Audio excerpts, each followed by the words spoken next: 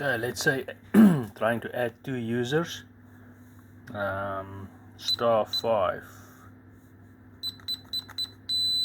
Okay, that doesn't work. Let's try *5, 1, 2, 3, 4.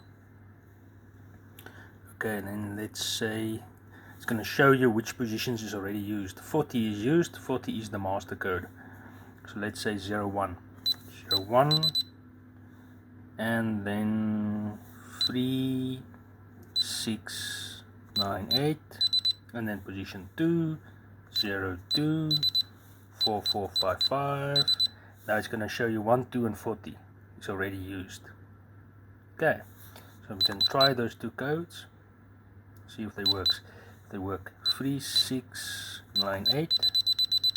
It's arming, it's working. So we can try the second one to dearm it. Let's say 4, 4, 5, 5. Disarm it. Okay, it worked.